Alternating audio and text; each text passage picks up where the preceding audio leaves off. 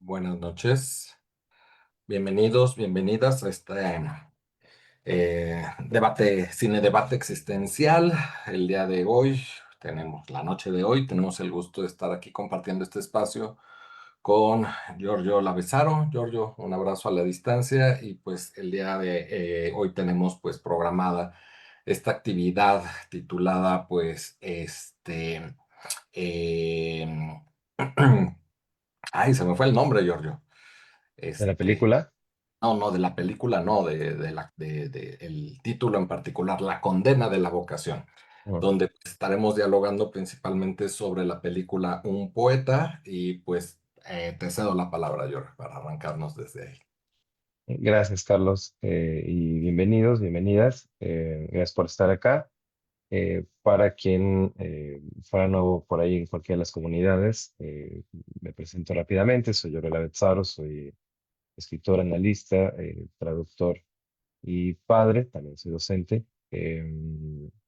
Analista de formación, tengo por ahí una maestría en psicología y violencia, un par de especialidades en manejo con toxicodependencias y acá donde vivo en Italia alguna formación en mediación lingüística por la parte de traducción y soy clínico, médico de la clínica, doy consulta online y trabajo con terapeutas también y bueno, pues tengo también el gusto de compartir acá con Carlos. Eh, bueno, no sé si quieras brevísimamente presentarte, Carlos, para quien no te conociera.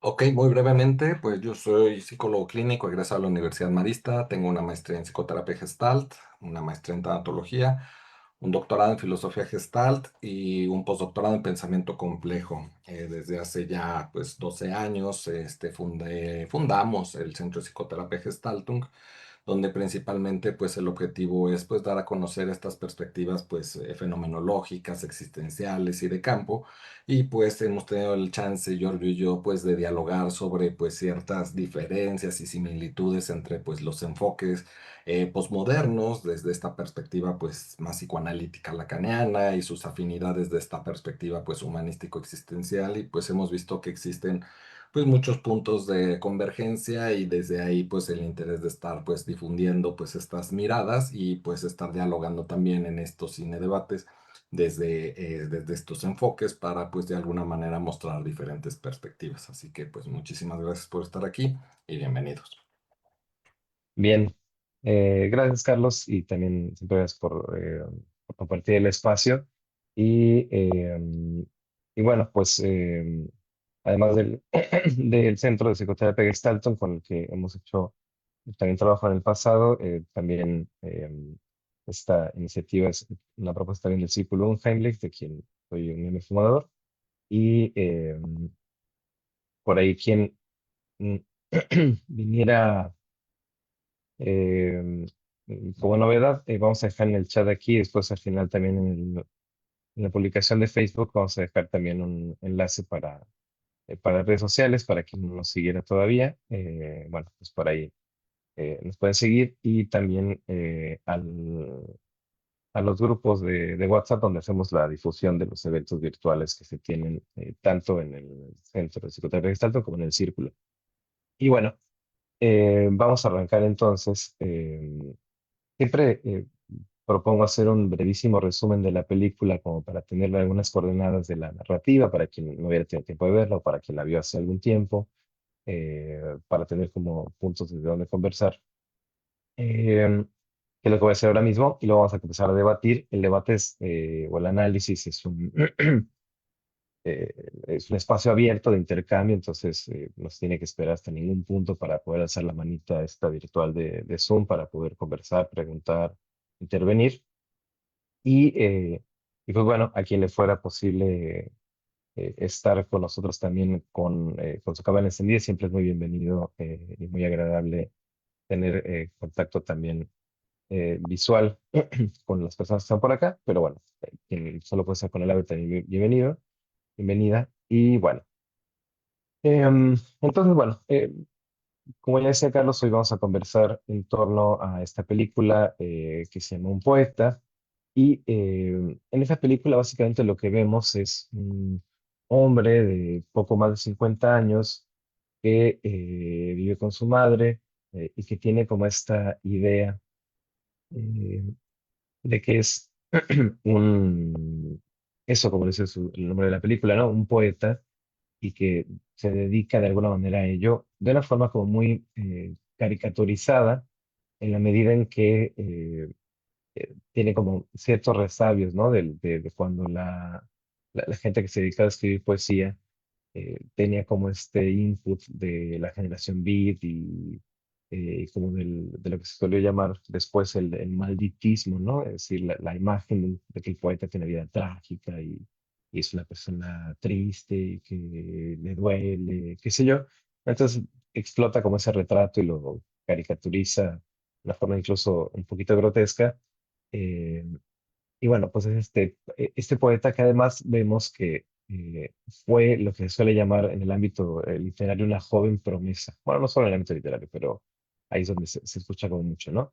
Empezó como su carrera, escribió un libro, escribió otro libro, ganó un par de premios, la gente de alguna manera lo apoyaba, creía que su trabajo iba a ser importante de alguna manera, y después de sus dos libros de juventud, no vuelve a hacer absolutamente nada, no vuelve a publicar ningún otro libro, no sabemos si escribe otros libros o no, pero lo vemos que está como escribiendo algún libro siempre, que no se dedica a hacer nada, que tiene una hija de la que no se hace cargo, eh, y que su vida gira en torno a la idea de que es un poeta.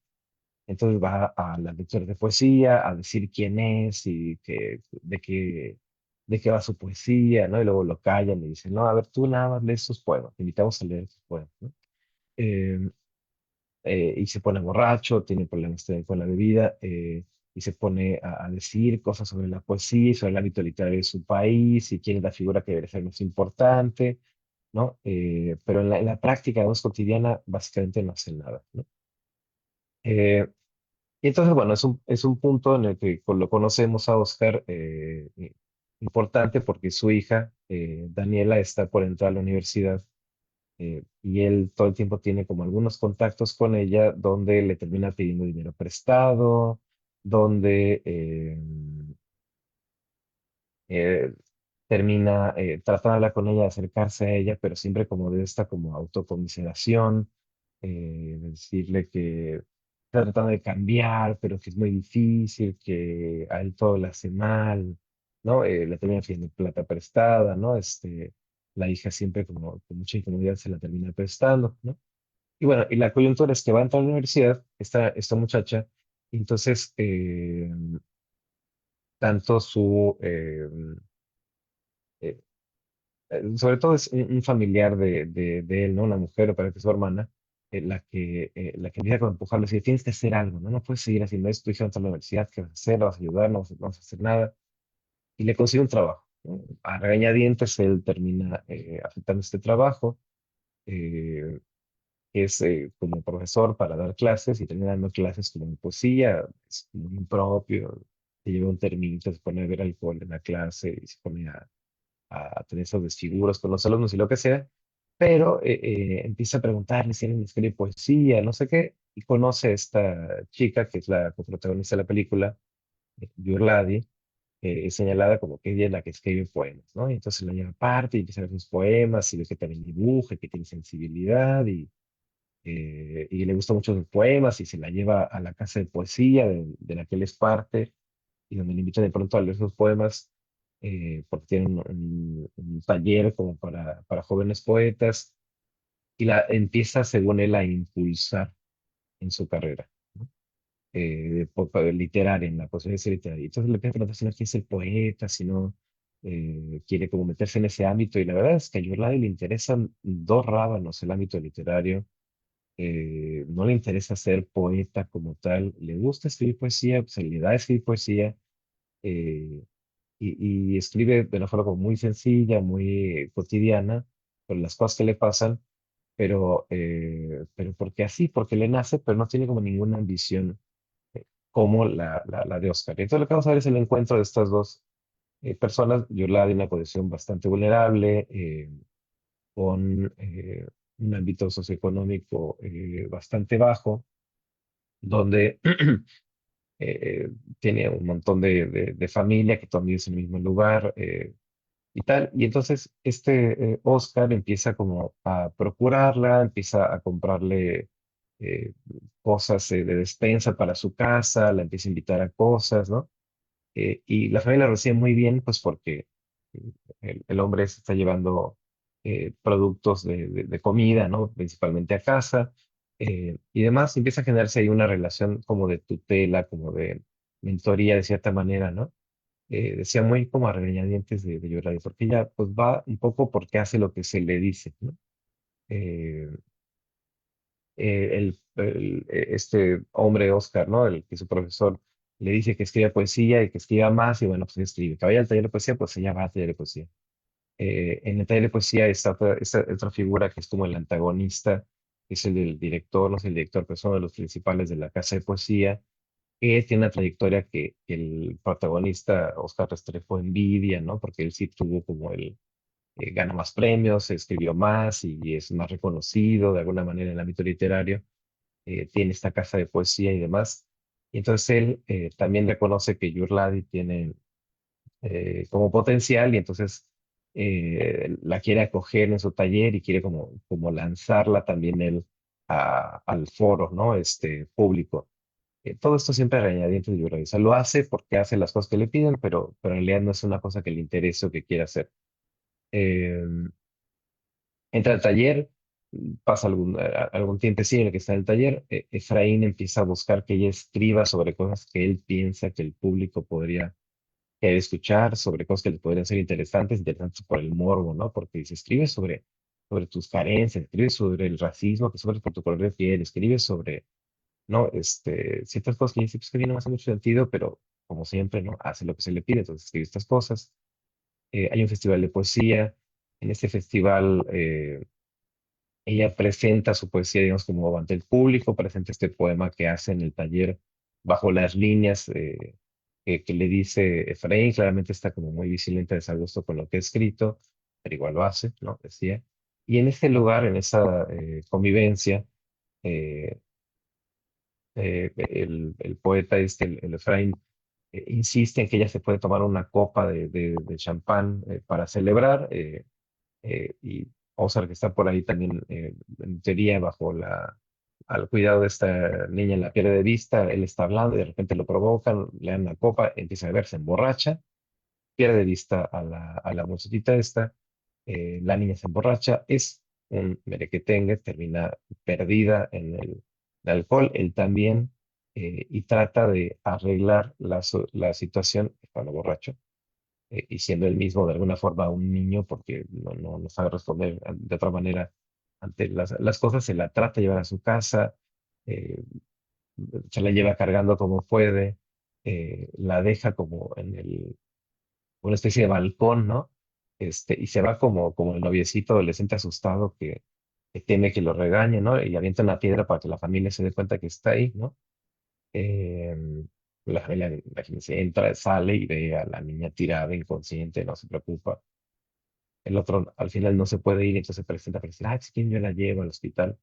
Se hace un cuento enorme de que ella trae como ciertas marcas, de que se le cae en el camino, se ven ciertos pasos como de cierto humor, ¿no? La deja en algún momento sentada y se le cae rueda por la calle, ¿no? En fin, son momentos también muy bruscos de la película. Eh, y, em, y bueno, pues el punto es que se arma todo un escándalo en el que se piensa que él de alguna forma abusó de ella. La familia está muy molesta porque aunque nunca se ha hecho cargo de esa niña y la dejan que vaya al matadero, si es un matadero, tanto porque el profesor está comprando mercado y le pone atención y pues para ellos está bien, ¿no? Y todo el mundo está echando la bolita en la escuela que dice que no sabía nada de la actividad, la casa de la poesía que dice que pensaban que él tenía el consentimiento de los papás, él que pensaba, no todo el mundo pensaba en eso responsable, ¿no? Eh, el punto es que lo retiran de la escuela, la hija de Daniela, ¿no? La hija de Oscar se entera, le deja de hablar, él trata de hacer las cosas bien, pero pues, eh, no le sale, siempre se termina tirando al suelo. diciendo que es muy difícil para él cambiar, que la vida para él es muy difícil. Eh, y bueno, tiene la historia, en algún punto tratan de conciliar eh, a la familia que está queriendo poner una demanda legal, eh, Efraín, el de la Casa del Poeta, para la Casa de Poesía, para que no proceda legalmente, entonces los va a sobornar, les va a ofrecer dinero y se va a proteger, ¿no? Le dice, bueno, yo les doy dinero, les doy 1 millón de pesos, que son pesos colombianos, no sé cuánto sería el equivalente, pero bueno, les da una suma de dinero importante o que la familia necesita. Como a la familia no le interesa tampoco para nada lo que opine su hija, dice, no, pues sí necesitamos la plata, entonces pues sí, sí, lo que nos pida, pues lo hacemos. Y le piden a esta chica, Yorladi, que grabe un video pidiendo disculpas a la Casa de la Poesía para quedarse bien librado, ¿no? Es un video preventivo, ¿no? Para exculparse de alguna manera. Y Oscar, que está ahí, que está todo con la cola entre las patas de que se equivocó y lo que sea, está bien, sí, pero no es necesario el video, pero ¿para qué se lo hace hacer? ¿No? Y el punto es que se ponen a grabar el video, es una escena muy lamentable, porque dice, "Va, está bien, pues yo lo hago, pues si me lo piden, yo lo hago", como todo el tiempo en la película. Y él se da cuenta que es una cosa que está mal, se interpone, hay una escena igual muy patética donde él arrebata el celular y se tira al suelo para evitar que no, logra que no se grabe el video, al menos eso logra en la película. eh, el otro les da el dinero por arrogante probablemente, y la situación para ahí, no crece mucho más. Y bueno, ya en el desenlace de la película, eh, esta chica que hace poesía le escribe una carta a la hija del poeta y le dice que no le hizo nada, que es un rumor. Lo que sí le hizo fue pues, escribir cosas que no le interesan, o sea, que lo llevó al mundo de la poesía, que no es un mundo que le interesa a ella, pero que no le hizo nada, básicamente. Eh, y la hija termina hablando con el papá, que es la única que tiene mediana madurez emocional en la película, pobre niña, para decirle al papá, mira, papá, yo no te odio, pero ya deja de venir, o sea, cada vez que vienes me, de- me haces más daño, ¿no? De lo que puedo reparar. Sé que lo estás intentando y está muy bien.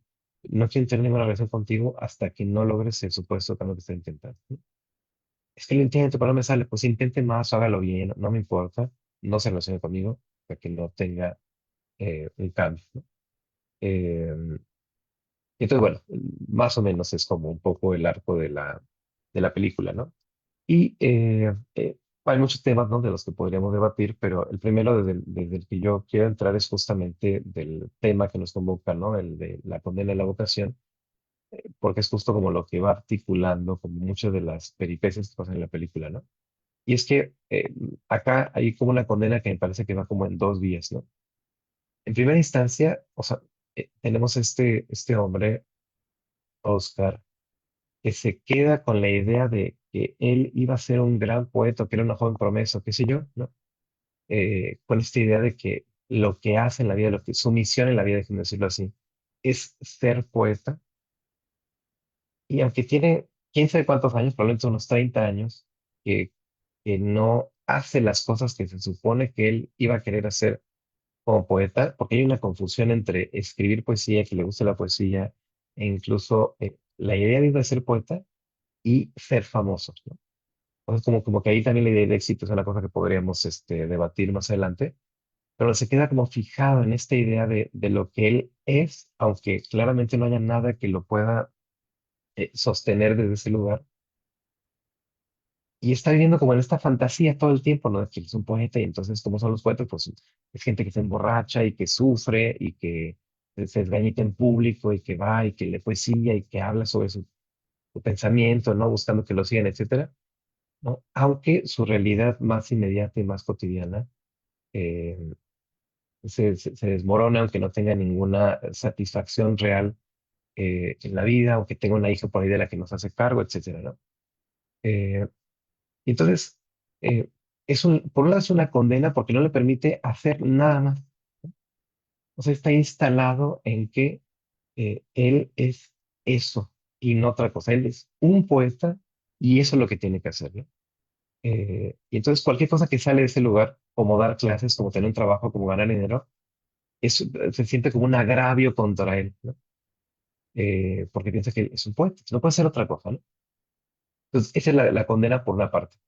Pero por otra parte, la condena va justo de cómo es que como sueño fracasado de alcanzar cierto éxito o cierta renombre en la poesía o en la literatura, en la vida pública, lo lleva a arrastrar a una chica que está tan perdida como muchos chicos pueden estar a esa edad en la adolescencia, y mucho más porque tiene esas situaciones muy vulnerables donde, lo vemos en lo que vemos en la película, ¿no? La familia no se hace cargo, no la tutela, le importa un rábano donde esté, ¿no? Mientras no hay problemas está bien, ¿no? Una chica muy vulnerable a la que está acostumbrada por su familia a hacer lo que se le pide. Entonces llega alguien que la trata medianamente bien y le dice, pues tienes que hacer esto. Y dice, pues bien, pues lo hago. Pues, ¿quieres escribir poesía? Pues qué poesía. ¿No quieres escribir lo que escribo? Pues escribo otra cosa. ¿Quieres que vaya a cabo que yo no quiero? Pues voy y leo poesía, ¿no? Eso es como el gesto. Y aunque la denuncia que de alguna manera está girando en torno a la película tiene que ver con que si abusó o no abusó sexualmente de la muchacha, me parece que lo que no se toma en cuenta es que sí hay un abuso, pero no de manera sexual, ¿no? Él le pasa radicalmente encima a ella, ¿no? Y la pone en escenarios donde otros también le van a pasar encima, que es este cuate Efraín, ¿no? Que lo primero que va a hacer es empezar a pasarle encima, es decir, tú escribes bien, tienes que escribir lo que yo te diga que escribas, ¿no? Y decía la otra, porque se ve en la que está, pues hace lo que se le pide, ¿no? Pero eso a Oscar parece que no le hace, o sea, él está viendo sistemáticamente cómo Efraín, que es como una especie de lobo, ¿no? Digo, un lobo de cuento, porque no vemos la historia de Efraín, no sabemos tampoco qué anda con su vida, no lo vamos a analizar tampoco acá porque no tenemos elementos, pero vemos a este cuate que se está comiendo a Yurlade, que le está arrastrando todavía más, así, o sea, Oscar es el artífice de arrastrarle y pasarle encima, y luego viene este hombre que es como superlativo, que le pasa mucho más encima, y él lo empieza a ver, ¿no? Poco a poco, y dice, oye, pero es que no le interesa, no, ¿qué le importa? ¿Cómo le interesa? Es lo que le conviene para la carrera, que lo haga. Y él es el que se presta, ¿no? Para hacer también que Yurlade haga todas estas cosas que no quiere hacer, ¿no? Eh, y el punto, digamos, como más álgido es cuando él eh, soborna a la familia o les da dinero a la familia para que no hablen o para que no pongan una denuncia social para salvarse el pellejo de él y su proyecto, y quiere obligar, y bueno, lo está logrando, ¿no? Grabar un video donde termina humillando de una forma ulterior a esta chica y a su familia, porque le dice, no, no, que todos estén juntos, que todos se vean felices, que se vea que toda la familia está apoyando esto de que ella pide disculpas, ¿no? Que es como una de las formas así como medio grotescas que se ven en la película de cómo alguien le puede pasar encima a otro, ¿no? Y todo esto siempre en nombre de la poesía, en nombre de que ella tiene un gran talento, en nombre de que ella eh, tiene una vocación que seguir. No lo dice en la película, ¿no? Pero yo lo estoy diciendo, ¿no? Como en esos términos, ¿no? Y que como tiene una vocación, entendido como talento, ¿no? Entre comillas, natural, entonces tendría que perseguirlo a toda costa, incluso a pesar de ello, a pesar de que no quiere. Entonces, bueno, me parece que eso nos da un poco para pensar eh, cómo es que tenemos como un discurso mm, muy cotidiano, ¿no? Muy, que nos golpea todos los días, eh, y que tiene que ver como con esta idea de lo que venimos a hacer al mundo, ¿no? Esta idea de que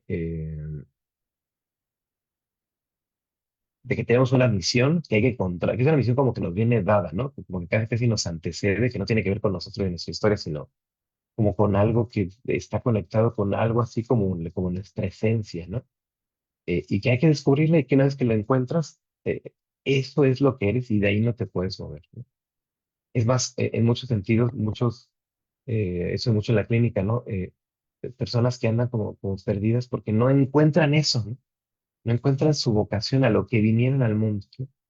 Eh, y, y es una cosa que genera mucho malestar, ¿no? Pero lo que se dice poco, lo que se dice menos, es que esta idea de que uno tiene que encontrar una sola cosa que es y que de toda la vida ha sido, que esencialmente es, y que no hay otra cosa que pueda hacer, ¿no? No es algo que necesariamente genere felicidad o placer o satisfacción, sino que más bien limita radicalmente las posibilidades de ser. Porque también hay ahí una angustia de la que se habla poco, que tiene que ver con, por ejemplo, encontrando la vocación. Entonces, luego, ¿qué se hace con eso? O sea, ya, bueno, tengo una vocación, ¿no? Y entonces hay como dos caminos. ¿La sigo o las circunstancias me lo impiden? ¿No? Eh, y entonces si no la sigo, voy a cargar la frustración toda la vida de que jamás pude seguir mi vocación.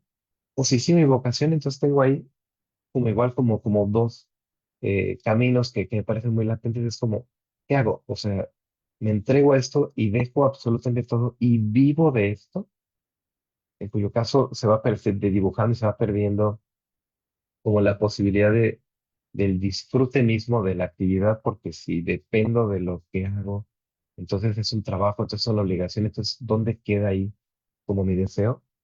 O no, no vivo de ello, entonces tengo un espacio aparte para ello, pero el tiempo nunca es suficiente. Entonces, lo que quiero decir es que esta idea de que hay una identidad fija, que además es esencial, que viene dada de antemano y que habría que alcanzar y perseguir y cultivar, que nos venden como una cosa que es lo mejor que nos podría pasar, lo que trato de poner sobre la mesa para que conversemos es que es más bien una condena. Entonces, bueno, pues salimos el debate por ahí con Carlos, adelante. Tienes el micrófono apagado. Si me permite, yo quisiera retomar Ah, como muchos elementos, claro, en sintonía de lo que, como la dirección hacia donde estás planteándolo. Me llamó mucho la atención esta primera parte, ¿no? Donde hace referencia a, pues, cómo pareciera una perspectiva que va siguiendo Oscar de un movimiento beat. Y lo primero que se me viene a la cabeza es contextualizar la terapia Gestalt, ¿no? Cómo este movimiento de los beatniks, pues es una influencia que se tuvo para poder precisamente a través de Paul Goodman, pues hacer todo un desarrollo de esta propuesta psicoterapéutica y pues ir comprendiendo esto, ¿no? Como una mirada subversiva de, pues, de un enfoque, o sea, creo que me viene como esta idea que no sé si alguna vez aquí en Contigo la hemos platicado, pero que a fin de cuentas creo que si una propuesta psicoterapéutica no tiene este matiz subversivo, no puede ser una propuesta psicoterapéutica. Y creo que en su momento pues van rompiendo pues múltiples paradigmas y visiones del mundo hacia pues precisamente un desarrollo diferente, ¿no? Sin embargo, retomando aquí como lo mencionas hacia la dirección de la película, pues vemos cómo esto no es como un planteamiento hacia un desarrollo, ¿no? Sino cómo empieza una cuestión de abuso en el sentido de tratar casi casi de yo realizarme a través del otro, de que entonces la otra persona pueda alcanzar y lograr algo que pues yo a estas alturas de mi vida no he logrado y por supuesto que me vino a mí como esta experiencia de asco a la hora de ver principalmente esta escena donde pues llega esta chica con precisamente pues estas personas que la van a becar o que la van a promover y que van a precisamente entonces a impulsar. Y pues veo que de alguna forma se da lo que yo me atrevería a decirlo como una, en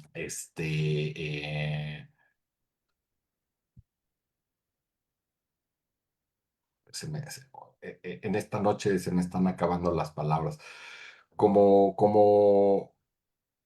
una romantización de la carencia, ¿no? Una romantización donde pues plantea cómo tus condiciones, tu tono de piel, las condiciones en las que tú habitas, tu situación de jodido, eso es lo que va a vender, ¿no? Eso es lo que va a impactar, eso es... Y por más que al parecer en un inicio, pues Oscar trata precisamente de argumentar o defender, pues los intereses de esta chica, aunque pues de alguna forma, pues en un inicio parecía que ya no los tiene orientados hacia este deseo, pues termina pues subyugándose, ¿no? Termina cediendo, termina callándose y pues al fin de cuentas ella incluso se ve antes de que se ponga ebria en una escena que está frente a la audiencia narrando este poema, pero pues es un poema que lo va describiendo de una manera fría, no lo encarna, ¿no? A pesar de estar hablando de su experiencia, ¿no? No se apropia, no se ve como esta parte emotiva, sino pues simplemente pues lo está leyendo y paradójicamente la audiencia se conmueve y reacciona de múltiples formas, ¿no? Hasta llorando en algunos casos de una chica que pues era como la promotora, ¿no? Y creo que desde ahí es en donde se van dando todos estos abusos, pero no puedo quitarme de la cabeza pues esta última idea de lo que tú refieres en ese sentido, de pues cómo renunciar a aquello que pues he dedicado, no sé cuántos años tiene Oscar, 30, 40 años de mi vida y ok, pues renuncio a esto, pero entonces, ¿en quién me convierto? ¿No? ¿Quién ahora soy sin mi neurosis? ¿No? ¿Quién soy sin mi discurso? ¿Quién soy sin mis proyectos? ¿O quién soy sin esos anhelos? Y creo que desde ahí viene, pues, crisis existenciales bien cabronas que yo he visto, pues, acompañando a pacientes en procesos terapéuticos en ese sentido, ¿no? De llegar a un punto de darme cuenta de que pues esto es lo que me está jodiendo, esto es lo que me está lastimando, esto es lo que ya no quiero, pero hasta dónde realmente pues es lo que en la terapia gestal se le llama la doble función del síntoma, ¿no? Con por un lado se ve como un carácter neurótico, pero como el otro, por el otro lado se ve al fin de cuentas como un ajuste creativo, como pues parte de lo que yo soy en el mundo. Y creo que desde ahí es en donde vienen precisamente estas grandes complicaciones, porque si lo que he defendido durante X años de mi existencia renuncio a ello, pues, ok, pero ahora qué hago de mi existencia, ¿no? Y creo que sí vienen estos cuestionamientos bastante fuertes de decir, no solamente en este caso de la película en Oscar, ¿no? Sino de cualquier persona, pues ahora en qué postura o en qué lugar me quedo. Un último comentario, si me permites hace varios ayeres, alguien me escribía, no sé, por WhatsApp, ¿no? Sí, o por el Messenger. Oye, Carlos, ¿todavía te dedicas a la terapia? Y cuando yo leía ese mensaje en concreto, he de confesarte que me enojaba, ¿sí? Me molestaba, ¿no? En lo más profundo de mi ser, decir, ¿cómo es posible que alguien se pregunte o me cuestione si todavía me dedico a esto? Como si de alguna manera yo mismo me estuviese cosificando y no solo cosificando, sino pues planteando el hecho de cómo alguien osa cuestionarse que yo no pudiera hacer esto y que pudiera ser otra cosa, ¿no? Sin embargo, pues conforme va pasando el tiempo, conforme van pasando los años, pues sí termino hasta diciendo en una de esas, pues ya mando al carajo todo lo que es la psicología, termino mandando al carajo todo lo que es la psicoterapia y me vuelvo Uber, ¿no? Y es como abrir esas otras posibilidades que en su momento, pues no eran inaccesibles porque era pues defender en lo que yo me quería convertir o construir. Y el otro ejemplo muy rápido, pues me pasaba precisamente previo a la pandemia, cuando pues yo mismo llegaba a presumir de cierta manera el hecho de decir, pues yo es que puedo ser docente por el resto de mi vida, ¿no? Y madres, que viene la pandemia, y creo que al venir la pandemia, pues ahí es en donde viene en mí esta crisis de decir, bueno, es que, pero ahora dar clases de esta forma, frente a una cámara, a una máquina, escuchando mis bocinas, sin esta interacción humana, con todas las cámaras apagadas, ¿realmente quiero hacer esto por el resto de mi vida? Y creo que ese es el punto, ¿no? Si yo fuera docente como era docente hace 20 años con las personas o los grupos y el contexto social, económico, político, pues de ese momento y las mismas condiciones, pues sí, de nuevo, sería docente por toda mi existencia, pero nunca nos damos cuenta que pues eso no tampoco puede ser algo fijo o estático y que ahora las condiciones son completamente otras, los grupos son otros, las generaciones son otras.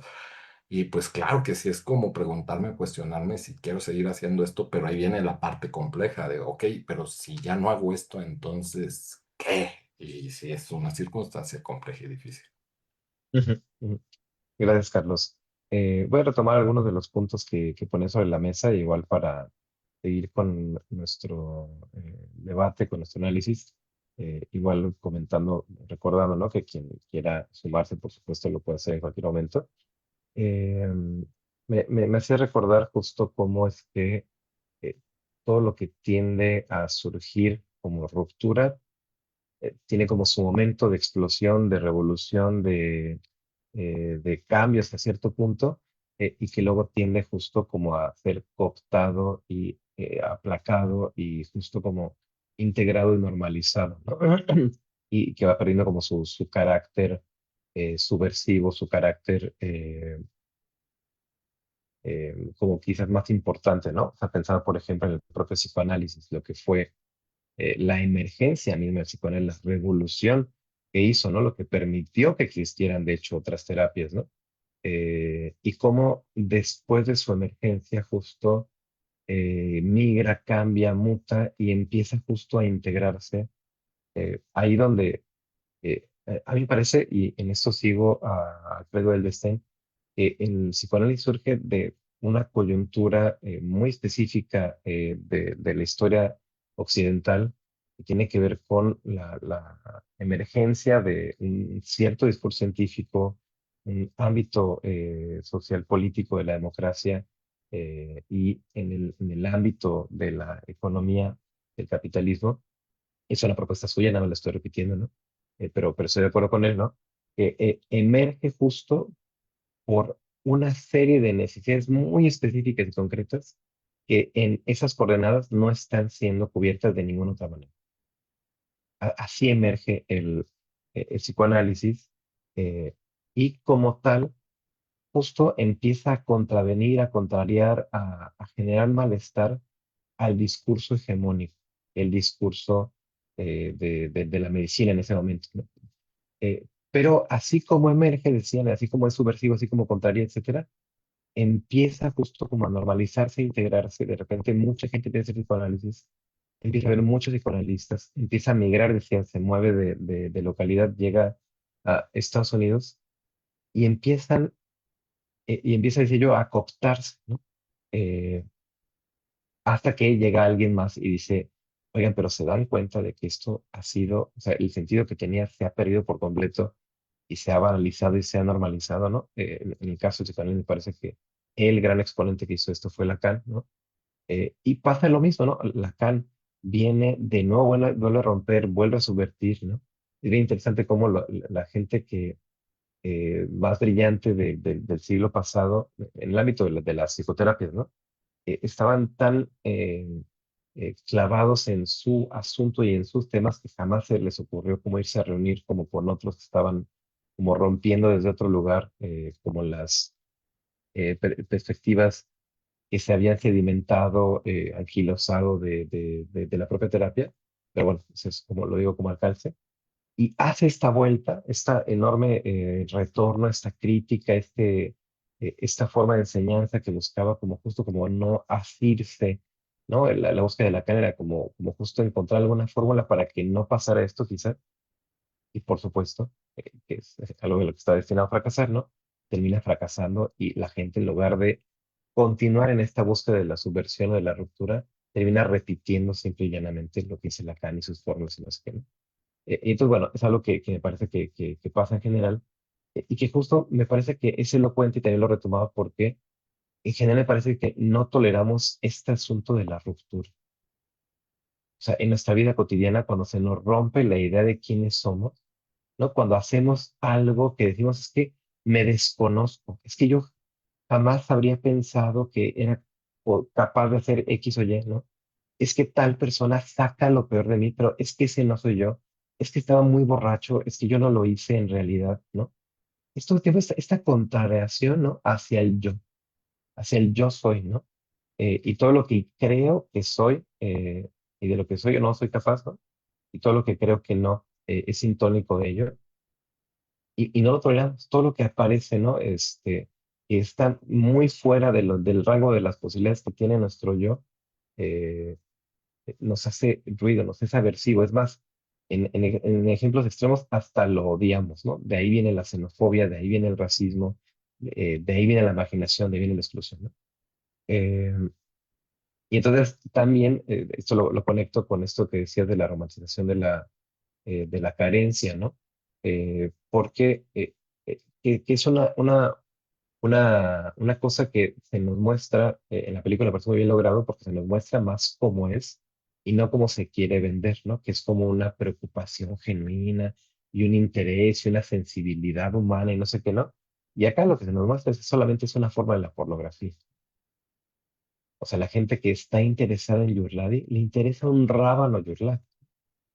Quién es, lo que sufre, lo que necesita, todo le quieren pasar encima, todo quieren saber cómo sufre, a ver, que ponga sus sufrimientos heridas al descubierto para que yo me pueda regodear en cuánto soy sensible a los temas sociales, ¿no? Esa es la parte como que parece muy grotesca, ¿no? De la película, pero que justo tiene que ver con este mecanismo que es todo lo que no es tolerable para el yo, todo lo que es ruptura y tal, ¿no? Tiene que ser excluido, marginado, y sea puesto a un lado.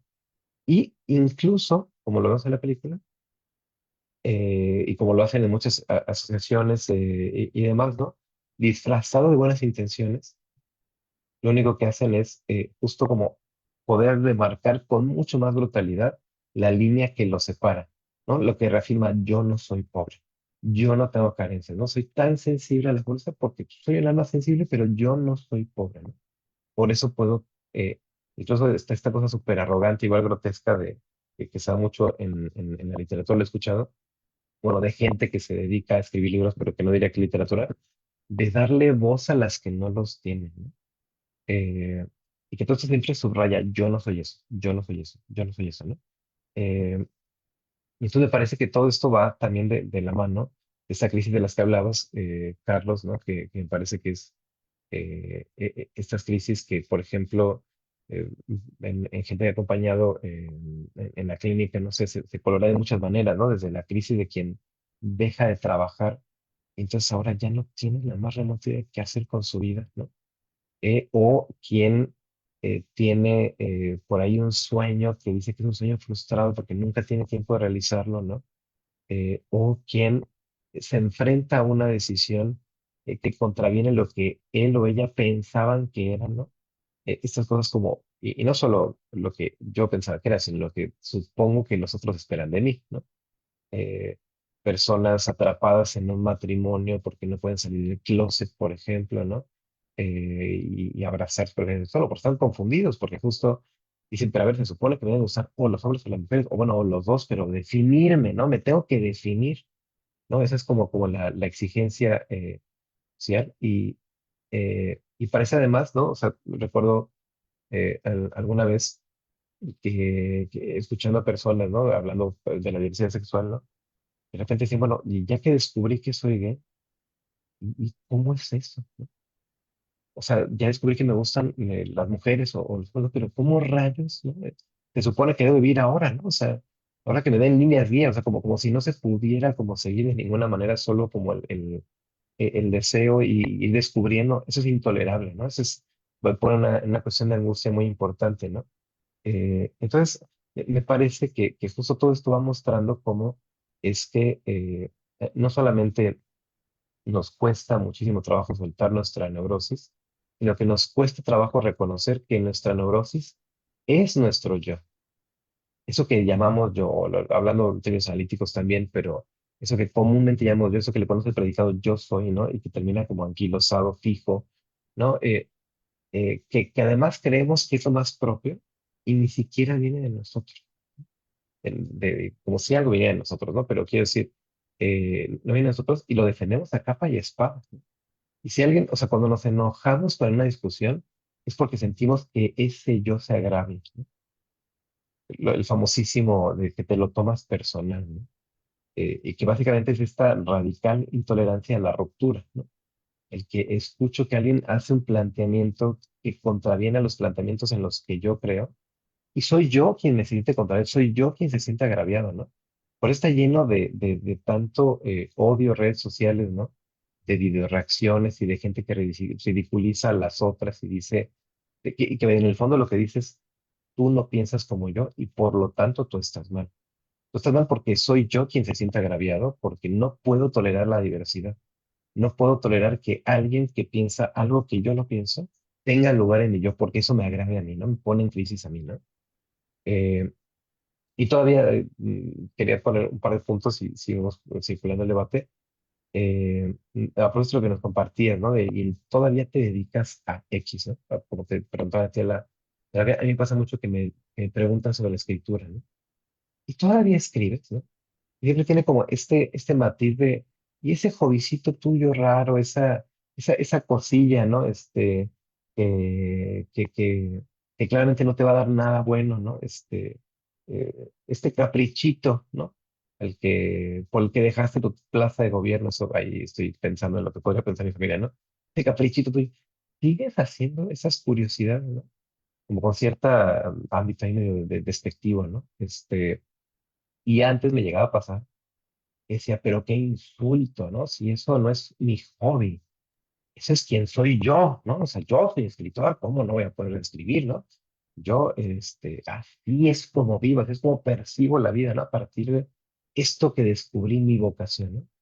Y entonces creo que justo eso, o sea, como lo que no se alcanza a notar, ¿no? Es que, o sea, y es algo que yo he trabajado, pues, en mi propio análisis, ¿no? Que notaba, ¿no? Decía, bueno, pero ¿y si un día ya me dan ganas de escribir? ¿Qué voy a hacer? ¿No?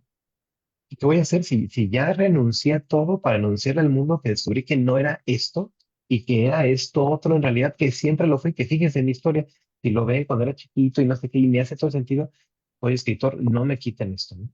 Entonces uno se da cuenta cómo eso uno va persiguiendo o sea, sale de una condena para entrar a otra, ¿no? Eh, no como el asunto de quiero hacer esto para toda la vida, ¿no? Y que tú ahora matizabas, ¿no? Decías, bueno, a lo mejor si las cosas fueran como cuando yo empecé a ser docente, que era en presencia, no sé qué, a lo mejor, ¿no? Y yo siempre me atrevo a cuestionar, y sí, esa es como esa idea, ¿no? Que parte del, bueno, es que las cosas también se hubieran cambiado, a lo mejor yo hubiera sido en esto. Yo pienso, y sí, ¿no? El asunto, la angustia es justo que uno no sabe, ¿no? Uno no sabe qué mierda le va a interesar en el futuro, si se va a abrir otras cosas o no, si va a llegar alguien que me va a presentar algo que es radicalmente nuevo, y que por alguna coyuntura, en lugar de volverse una ruptura de la que me quiero proteger, en ese momento me abro. Y entonces, paz, dejo la escritura y me vuelvo testigo de Jehová, ¿no? O me vuelvo, qué sé yo, ¿no? Predicador, o me vuelvo budista, ¿no? O me voy al Kilimanjaro y ya no quiero saber de nadie ni de nadie, ¿no? O me vuelvo poliamor, qué sé yo, ¿no? Entonces, me parece que ese no saber, que es intolerable, intolerable como en la angustia de que hay como un discurso social que nos impulsa a decir que tú tienes que definirte, tienes que saber quién eres, las cosas que haces, y si no, o sea, si tú le dices a alguien, ¿quién eres? Pues no sé. O sea, hoy estoy haciendo este cine debate, ¿no? O sea, eso es intolerable para como respuesta. ¿Cómo que estás gente neva? No seas payaso, dime qué haces, ¿no? ¿Quién eres, no? Ah, no, perdón, soy psicólogo, soy escritor, soy padre, ¿no? La convención con la que me presento, ¿no? Entonces quiere decir que hago terapia, quiere decir que escribo, ¿no? Porque si yo estoy, digo, soy escritor, pero me preguntan a mí, ¿cuáles son tus libros? No, pues es que no publico, ¿no? No como escritor, ¿no? O sea, siempre hay como esta vuelta, ¿no? Y me parece que eh, esto que justo hacia donde dirige un poco como el trabajo analítico tiene que ver, el trabajo analítico desde una cierta mirada, ¿no? Porque me doy cuenta que también hay una mirada, una lectura del psicoanálisis, como de muchas corrientes, que terminan reduciendo a una perspectiva individualista, lo que se le puede llamar desde otro lugar intrapsiquista y demás. También la hay, ¿no? Del psicoanálisis que va por otro lugar, y que por eso en psicoanálisis nos hace tanto ruido la idea, aunque yo no conozco de primera mano, pero como idea. de que lo que hay que hacer es fortalecer el yo, al menos desde Lacan o desde otros planteamientos, uno se pregunta, pero no, o sea, justo es, entre comillas, contra lo que hay que ir, no hay que contrariar al yo, no hay que fortalecerlo, no hay que, no, eh, como reforzar y que siga funcionando, ¿no? Justo lo que hay que permitir es que emerja el sujeto, que es justo un ser que puede desear. Y un ser que puede ser, por definición, es alguien que no está fijo en un lugar, porque el deseo se agota, ¿no? Entonces, transitar, decir, yo soy escritora, mi deseo hoy está en la escritura, hoy, o sea que mañana, quién sabe, eso es algo que tiende a ser más bien intolerable, ¿no? En general.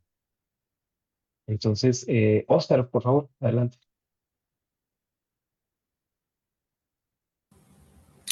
Hola, hola a todos. Pues mucho gusto. Eh, y bueno, ya entrando así de lleno en la película, la verdad es que la vi hace como un mes, recientemente, y pues me encantó, la verdad. Y siento que oculta muchas cosas dentro de. Estoy de acuerdo con todos los puntos que han señalado después del resumen que hicieron de la película. Y oculta tanto que es lo que la hace interesante y para mí es también una deconstrucción de la poesía en la actualidad, ¿no? De cómo está pasando, de cómo la está pasando el poeta y la poesía en la actualidad y sobre todo en Latinoamérica. Pero bueno, yo quisiera empezar con que la película nos introduce de algún modo, como lo hacen todas las películas, mediante portada, mediante personajes. Por ejemplo, el nombre es El Poeta. Y, por ejemplo, si recordamos tal vez las películas de Misión Imposible, pues que te da a entender, ¿no? Que la película va a tratar sobre eso. Y de entrada la película te dice El Poeta y te muestra nombre de casi llegando a la tercera edad, no sé si mediana edad. Y tú piensas, y así como empieza la película, lo que hace es eh, romantizar, ¿no? Al artista, romantizar la vida del artista, romantizar que su vida ha pasado por tanto y que no ha logrado tanto. Lo que te lleva directamente a victimizar a esa joven promesa de la que hablaba, ¿no? Eh, pero no te, siento que eso es lo que te brinda como la portada, el inicio de la película y todo, pero no hay que quedarse ahí, ¿no? Porque creo que sí es bien cierto lo que mencionaban eh, sobre a la vez esa romantización de la profesión o de la pasión. Sí son cosas diferentes, pero creo que ahí Oscar se enfrenta a dos cosas bien importantes. Me gustaría empezar con la primera y también saber qué opinan, porque la primera para mí es un tema bien importante y que, como es que aquí tengo unas notas, eh, como lo decía Truman Capote, ¿no? Cada don, perdón, cuando Dios da un don, también te da un látigo y este servirá solamente para autoflagelarse. Entonces creo que esta frase es súper importante porque como creador, eh, vives tu obra de forma autocrítica, pues cada día, ¿no? Cada segundo, pues cada noche. Entonces, esa es una parte importante por la que siento que Oscar ha llegado hasta donde ha llegado, siendo lo que es. Eh, Creo que la autoflagelación se convierte en una autocrítica muy severa, al menos como artista, como creador, digámoslo como creador, porque no sé si estarán conmigo de acuerdo en que cualquier persona que crea algo ya se enfrenta al menos a este tipo eh, pues, pues, de reglas internas y de ciertas metas que piensas que están a la vuelta de la esquina o que incluso que con mucho esfuerzo vas a poder lograr y a veces no. Quería remarcar esa frase porque creo que engloba muy bien como esta parte de Oscar. Eh, y la segunda cosa que quería mencionar es este tema de una adicción. Sí se demuestra y se señala una adicción dentro de lo que para mí o lo que yo traduzco en estos demonios que, pues que sinceramente todos tenemos, pues, llámese adicción, no sé, y cualquier tipo de adicción, que es el alcoholismo. Sí es una joven promesa y sí publicó algunos libros, pero tal vez esa autoflagelación lo llevó a encontrar una adicción o incluso ya la tenía antes. Y este alcoholismo, pues, como otros demonios, pues lo que hace es que te va a jalar, ¿no? Me llama mucho la atención también, hay una analogía que me gustó mucho de justo esta película que recién salió, que es La Odisea, que recientemente también la fui a ver, y es el canto de las sirenas, ¿no? Las sirenas a la hora de cantar no te van a cantar algo de lo que no tengas idea, sino que te cantan sobre lo que quieres, ¿no? Sobre lo que anhelas, sobre... Dicen que, aquí lo anoté, que no seducen tus ojos, sino seducen tus vacíos. Entonces, si sientes que careces de algo, es ahí donde atacan, ¿no? Y otra cosa, ya también para terminar mi participación, eh, ah, pues este canto de las sirenas y este ciclo de autoflagelación y de adicción, creo que también te impide vivir el presente. Te lleva como a un futuro que no sabes si va a pasar, que anhelas, y también te lleva a un pasado que no es lo que es, sino que se convierte en algo que no fue lo que tú querías, ¿no? Entonces te mantiene como entre el pasado y el futuro, pero jamás en el presente y te quita o te arrebata esa vida, ¿no? Y por eso creo que, eh, sin juzgar, por eso creo que Oscar llega a esa edad siendo lo que es. O sea, se pasó el tiempo y, y creo que estuvo manteniéndose siempre en el presente, en el futuro, perdón, en el futuro, en el pasado y por eso llegó en esa situación. Gracias, Oscar, por tus comentarios, por tu participación. Carlos, adelante. Después también yo tomaré la palabra. Adelante, adelante. Un comentario, una aportación respondiendo un poco a cómo yo veo desde esta perspectiva gestáltica el aporte que se está haciendo. Y me llama mucho la atención porque yo la forma en la que yo lo interpretaría es que tanto voy notando cómo en algunas personas que pues se dedican quizá a la escritura y pues principalmente si seguimos esta línea de pensamiento como se está planteando, veo cómo hay personas que necesitan como esta cuestión de la emoción para poder entonces poder crear, para poder entonces tener una materia prima, para entonces poderse explayar. E indiscutiblemente yo no, sin un afán de nuevo de estigmatizar, pues yo no sé qué tanto en algunos casos, en algunas situaciones, pues estos mismos artistas pudiesen apoyarse, y hablo de ahorita artistas, pero hablando en general, podemos hablar de profesionales, ¿no? En cualquier carrera. Caer en un consumo, abuso de sustancias, tratando de entonces precisamente generar estos estados emocionales que me sirvan como musa inspiradora para poder crear mi obra. Y entonces yo lo veo como un ajuste creativo. El problema de Oscar, hasta donde me da mi impresión, es que pues pasa el tiempo y él quiere seguir utilizando este ajuste que al parecer ya no le está sirviendo, ya no le está funcionando. Y de forma neurótica, yo me atrevería a decirlo como un ejemplo de cómo es mi interpretación. Veo cómo él sigue neuróticamente acudiendo a este ajuste, esperando que se dé como quizá previamente cuando pues tuvo estos éxitos, pero ahora pues vuelvo a consumir y ya no me pasa o no me genera pues este momento de creatividad. Y en lugar de que a lo mejor pues me permita pues vivir esta angustia y desde otras circunstancias permitirme escribir y crear desde otras esquinas, que tanto es querer seguirlo haciendo de la misma neurótica manera que en el pasado me funcionó. Entonces sí coincido con la aportación en ese aspecto. No sé qué tanto haya una cuestión de anhelo hacia el futuro, porque pues sí entiendo que digamos que es un futuro no dado, ¿no? No logró ese éxito que a lo mejor él estaba añorando, pero sí esta circunstancia de volver neuróticamente a utilizar algo o volver a vivir algo o que esto que hice en su momento me funcione y pues me voy percatando cómo pues en lugar de que le funcione pues precisamente termina siendo lo que puede destruirlo en diferentes direcciones, ¿no?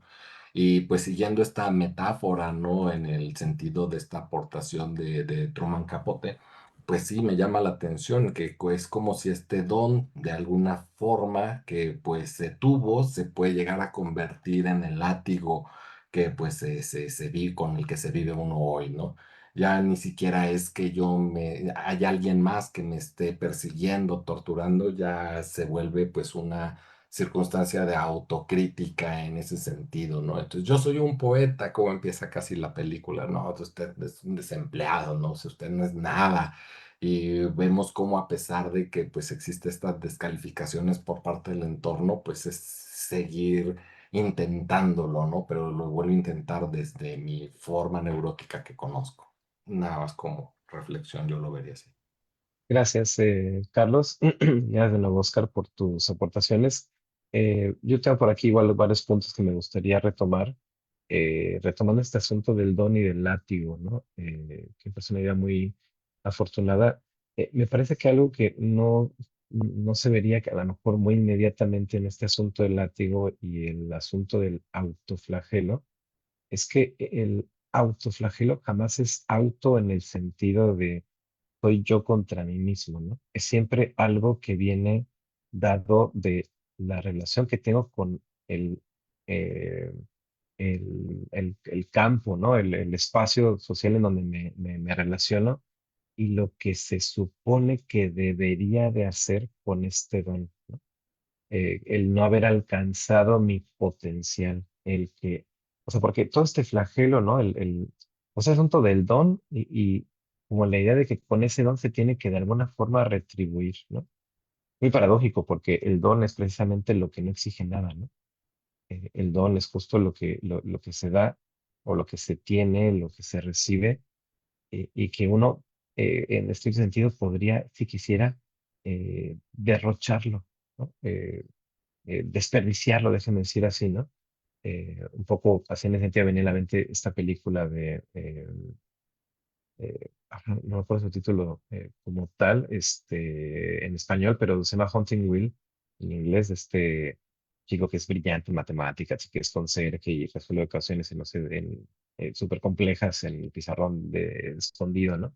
Y que tiene un talento ahí increíble para las matemáticas, pero le importan dos pepinos las matemáticas y entonces decide irse a hacer en la vida cualquiera porque se enamora de una chica, ¿no? eh, Eso, ¿no? Que se siente como el agravio para el otro tipo de la película, ¿no? Que es un matemático que se gana la medalla Fields, que es como el premio Nobel pero de matemáticas, ¿no? Y tal, ¿no? pa- para el otro es como, pues no, yo no te debo nada, ¿no? O sea, a mí nadie me dio, o sea, yo no pedí esto, lo tengo, pero no tengo por qué cumplir ni tú este pedir ni la de nadie, ¿no? Esa me parece una propuesta muy radical, pero me parece la más cercana a hacer algo con el don, lo que uno quiera. El problema es que el don tiene esta lectura social de que tú tienes que hacer algo con eso que te fue dado, como que tú lo debes, ¿no? Entonces me parece que el autoflagelarse siempre viene de, o sea, que es algo que uno se inflige a sí mismo, pero que me parece que es encarnar las voces, las ideas o las expectativas de los otros, lo que se supone que uno debería de hacer con ese don, ¿no? Eh, entonces me parece que en gran medida lo que le pasa a Oscar es que este autoflagelo tiene que ver con que no ha hecho lo que se supone eh, que debería de hacer, ¿no? Mente Indomable se llama la película, gracias, Carlos. Eh, leí eh, mal, leí Mantente Indomable y dije, es una instrucción para mí, es una propuesta, una poética, no, ya vi que es Mente Indomable, la película, ¿no? Sí. Eh, en cualquier caso, lo que quiero decir es que flagelo que se hace Oscar, me parece que ni siquiera tiene que ver eh, con el hecho de que escriba o no, que le guste la poesía o no, que sea un poeta si ustedes quieren o no, sino con quien la representación que tiene él del éxito de el poeta no la ha alcanzado. O sea, su antagonista es Efraín, que no solamente publicó un par de libros, ha publicado un montón de libros, ha ganado un montón de premios, ¿no? Eh, y que es una figura además dentro del campo literario muy socorrida, ¿no? El poeta renombrado o el escritor renombrado que tiene el premio de no sé qué, el premio de no sé cuál, ¿no? Que siempre están en esas presentaciones, ¿no? Y que se va inflando de importancia, pero que en el fondo es un poeta, un escritor que a lo mejor tampoco nadie conoce, o que lo conocemos en el medio porque justo tiene estos premios, ¿no? Y entonces generan como la envidia del ego, lo que sea, pero tampoco es, digamos, esa pobre persona, el pobre tal Efraín en la película, a lo mejor tampoco es, eh, o tampoco se siente como exitoso de que vive de sus libros, por ejemplo, ¿no? o de sus publicaciones, y probablemente quien lee sus publicaciones tampoco se siente satisfecho porque no ha ganado el Nobel y así de seguido, ¿no? Hay una exigencia siempre voraz de lo que tendrías que hacer con tu don y lo que significaría en todo caso el éxito, ¿no? Y se borra por completo en ello justo la posibilidad de desear eso que a uno le gusta mientras le hace sentido, ¿no? Porque tiene que hacer, ¿no? Y conseguir cosas y demás, ¿no? Entonces, yo ahí me regresaría un poco para hablar de este asunto del consumo de sustancias, para decir dos cosas. Me parece que el consumo de sustancias, en la película no sé qué tanto, pero sí en el caso de muchísima gente que llegué a conocer, no responde a una búsqueda de tengo que sentir cosas, sino a la expectativa de cómo se supone que es un poeta, ¿no? ¿Cómo se supone que es un escritor maldito, ¿no? Entonces, me parece que va un poco por ahí, por una parte, y por otra, también me parece que es más una cosa que no tiene que ver intrínsecamente con nada de la exploración artística, sino con una historia subjetiva que justamente se le cruza en el camino, en algún punto de la vida, el consumo de alguna sustancia, y no puede salir de ahí, entre otras cosas, porque le hace sentido para lo que piensa que es. En el caso que estamos hablando de la literatura, ¿no? Es como que se junta el hambre con las ganas de comer, ¿no? O sea, a mí se me cruza el alcohol, estoy hablando de Oscar Restrepo, ¿no? Se le cruza el alcohol y luego le viene bien para la imagen del poeta maldito que sufre y demás, y entonces se apropia de ello. Y claro, no puede soltar el alcohol porque eso es parte de lo que se vuelve su identidad, ¿no? Porque es un poeta que sufre y que ha tenido una existencia muy difícil y no sé qué, y entonces por eso se alcoholiza, porque sufre, ¿no? Pero todo se vuelve parte de esta identidad, ¿no? En realidad, entonces me parece que esto que nombraba Oscar, Oscar no el de la película, sino Oscar, Oscar D, ¿no? El que compartió aquí con nosotros como eso que lo mantenía en el pasado o en el futuro, ¿no? Me parece que tiene que ver justo con, o sea, yo diría que eso que nos mantiene lejos de nuestra experiencia es justamente la neurosis, ¿no? El, eh, el, el estar buscando todo el tiempo la explicación de cómo es que yo llegué a este punto, ¿no? En mi pasado, o cómo eso se catapulta al futuro y que justo nos puede quitar de la vista que, por ejemplo, hoy no tuve ganas de hacer un carajo y me puse a ver una serie. O sea, ese tipo de cosas, ¿no? En automático al otro día, como escritor, digo, pero ¿qué estuve haciendo viendo esta serie tonta que nada más me distrae, en lugar de estar leyendo cosas profundas y que me gustan, en lugar de estar avanzando en la novela, ¿no? Estoy hablando de mí, ¿no? Estoy hablando de lo que pasó hoy, ¿no? Bueno, ayer para ustedes, hoy para mí, o ayer para mí, hoy para ustedes, bueno, no sé, ¿no? El jueves, ¿no? Cuando se haya sido, para mí ya hoy es viernes. Eh, pero esta idea, ¿no? De que, por ejemplo, el creador, que también evocaba Oscar, todos los días está pendiente de su obra y es crítico de su obra y está escribiendo algo, pensando algo. Eh, yo diría que el creador, como el loco, no está todo el tiempo en su delirio, pero que este asunto de la identidad del yo es tan fuerte, tan angustioso no apegarse a ello, que justo genera un montón de cosas el día que no me apego a mi delirio. Y tiene una semana que no escribo, que no leo, o que no estoy pensando en mi obra, que no tengo ningún proyecto, genera un montón de angustia.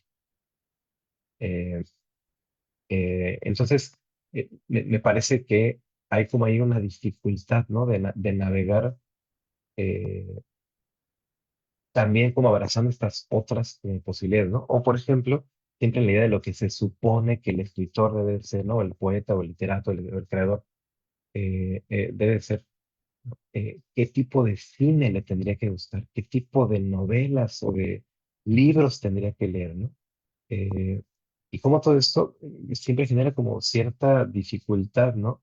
El poder decir, bueno, pues esta película que todo mi gremio critica, ¿no? O que todo mi gremio dice que es una tontería, o que desprecia porque es del universo mm, capitalista, ridículo, no sé qué, patriarcal de Marvel, ¿cómo me va a gustar eso a mí si yo soy un escritor, ¿no? Me parece que eso, ¿no? Lo quería poner ahí como intención, ¿no? Eh, y, y Oscar, adelante, por favor.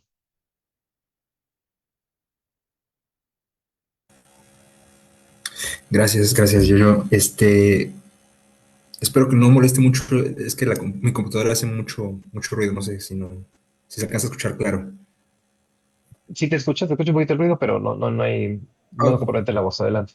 ok, sí, es que justamente lo que mencionamos y lo que mencionas ahora y anteriormente Carlos también me lleva a pensar mucho en cuántas veces a Oscar le ha sucedido esto, ¿no? ¿Por qué? Porque la película de algún modo se desarrolla ya en una mediana edad, pero ¿qué pasó en su juventud, no? ¿Y cuántas veces lo intentó? Porque yo siento que está intentándolo a través de estos últimos mecanismos de defensa que podrían quedarle, como por ejemplo, no sé si sea un buen ejemplo, pero la sublimación, ¿no? El convertir algo eh, mediante, pues mediante tu propio arte, ¿no? Y me llama mucho la atención que sí lo intenta, y en este caso su intento es Yurlai. Yurlai creo que se llama la chica. Entonces, en Yurlai yo también encuentro muchos simbolismos que reflejan a Oscar. Eh, Primero, a lo que voy es con que la búsqueda y porque sí quiere superarse y quiere intentarlo, es porque vemos que en algún momento también deja incluso de tomar, eh, pero esto es porque encuentra o los alumnos le dicen que esta persona escribe y cuando lee su libreta, híjole, como que ve ahí una promesa, ¿no? De algo, una promesa de sentido, ahí encierra algo, un sentido, ¿no? Y eso como que lo regresa y es un ciclo. Entonces, por eso me llama la atención cuántas veces lo habrá intentado anteriormente y no funcionó. Eh, Ahora, lo que decía sobre este reflejo es porque Yurlai tiene un talento nato, que para mí Oscar también lo tiene. Eh, ya el medio, como lo desarrolle, no sé cómo funciona, incluso no se dice mucho de Oscar, de la obra de Oscar. Eh, Pero la forma en la que termina toda la relación con Yurlai también es por medio del alcohol. O sea, el símbolo del alcohol, como que en Yurlai es como este tropiezo en la trama, para Oscar es la adicción que lo ha mantenido como inactivo, ¿no? Que lo ha mantenido como ahí abajo, como que en sus momentos más oscuros recurre al alcohol. Entonces siento que ahí hay ciertos simbolismos que reflejan al protagonista con la coprotagonista. Yo quería mencionar que yo veo dos problemas. El primero sí es dos problemas en la trama. El primero sería pues el que desarrolla que Yurlai va a una fiesta, bebe y se hace ahí un desastre, eh, que es lo que decía, ¿no? El reflejo de estos demonios que también posee Oscar. Pero el segundo problema que yo veo en la trama y que es el que está siendo más oculto es justamente la carencia ya en la poesía. O sea, la carencia eh, o sea, desde la falta de interés de los jóvenes en un aula, ¿no? Aunque sí había un grupo selecto, bueno, un grupo, perdón, en la casa del escritor, por decirlo así, hay una falta de interés en la cultura en general, ¿no? En una aula de estos chicos no recuerdo si era secundaria, hay una falta de interés. Y en la casa del escritor había una falta, pero de presupuesto. Por eso entonces recurrían a estas personas, creo que era un holandés, que de algún modo apoyaba, ¿no? A la casa. Entonces también se refleja como esa carencia. Y hay una tercera carencia para mí, o falta, que es esa carencia como, de hecho no sabría cómo decirlo, igual si me pueden apoyar, porque justamente es lo que mencionabas, creo que yo no recuerdo, perdónenme, pero que fue cuando Yurlai llega a la casa y le piden que escriba algo que ella no es, ¿no? Le piden que romantice la marginación, y eso también para mí es una carencia dentro de la poesía y de la situación de la poesía, sí es una carencia. Entonces yo quisiera reflejar eso. El primer problema en la trama es como todo lo que pasa alrededor de Yurlai y cómo termina la relación con Oscar. Y el segundo problema en la trama, que es muy más profundo, es justamente lo que hace falta y la carencia en el poeta y en la poesía en la actualidad. No sé, ¿qué Ujú. opinen? Gracias, Oscar, por tus comentarios, tus reflexiones. A ver, yo voy a retomar un par de cosas de lo que decías y hablarte de eso de las carencias de las que hablabas. Creo que en primera instancia, a mí me da la sensación, aunque no tenemos elementos en la película, o sea, es una cosa puramente imaginativa porque no tenemos como tantos elementos de la historia de Oscar, pero eso que me da en Oscar es que lo que le pasa es que empieza con o sea, él tiene ese talento, él escribe poesía, él, podemos presumir que le gusta la poesía, y empieza a tener una especie de éxito en términos de lo editorial, de ganar un par de premios. Me parece que esos premios justamente como que lo abruman. O sea, como que se habla siempre de que está escribiendo un libro, ¿no? Pero luego vemos que en las fotos de sus libros está mucho más joven, ¿no? Entonces podemos pensar plausiblemente que tiene muchos años escribiendo este famoso libro, ¿no? Que más bien da la sensación por cómo vemos en la película que en realidad ni está escribiendo y lo confiesa al final, ¿no? Y se pone a escribir un poema que hace mucho que no le dan ganas de escribir un poema, ¿no? Y se pone a escribir un poema que va, curiosamente, que contraría la idea del poeta maldito que sufre, ¿no? Y se intenta hacer un poema que apunta a otro lugar, ¿no? Que eso ya es el único movimiento subjetivo que vemos en Oscar a partir de que tiene este gesto de tratar de dejar de ver a sí mismo y empezar a decir, esto no está bien, ¿no? O sea, pasarle a esta niña encima no está bien, ¿no? Entonces, bueno, esto para decir que me da la impresión de que en él, aunque no sabemos cuánto lo ha intentado, es como si el gesto mismo de haber tenido un mediano éxito, si se quiere, o esos premios, lo abrumara en su propia creación, ¿no? Porque parece que lo que se obtuvo es justo la posibilidad de hacer poesía, ¿no? De escribir poemas. Eh, entonces, esto que ve en Yurladi me parece que es justo como se citó, ¿no? Como un fantasma, ¿no? Como esta especie de ciclo del que hablabas tú, de lo que él no pudo hacer, ¿no? Entonces, creo que acá, o sea, lo que me parece como más eh, como tremendo y que está ahí, es que él no está viendo a Yurladi, ¿no? Él se está viendo a sí mismo. Él está viendo las frustraciones que él tuvo. O sea, él piensa que está apoyando a Yurladi, pero se está apoyando así. Es algo de lo que pasa súper comúnmente, por ejemplo, en la paternidad o la maternidad, ¿no? La idea de le voy a dar a mi hijo todo lo que yo no tuve, que parece una idea no tan mala cuando pensamos en un asunto de carencia económica o de carencia afectiva, qué sé yo, pero cuando lo vemos en la práctica y se escucha en la clínica todos los días, ¿no?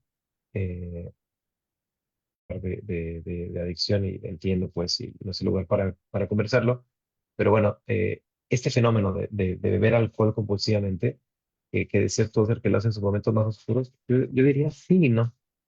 O sea, porque el momento del festival, ¿no? Es un momento de celebración, es un momento en el que se le está pasando bien y en el que no puede dar acuse inmediato del malestar. O sea, sí hay un malestar ahí, porque en el fondo sabe que la niña no quiere ni estar ahí, que no quiere escribir ni hacer poesía, ¿no? O sea, o sea, sí hay un malestar, naturalmente, ¿no? Pero quiero decir que no es que se dé solo en los oscuros, sino que se da porque sí y porque no.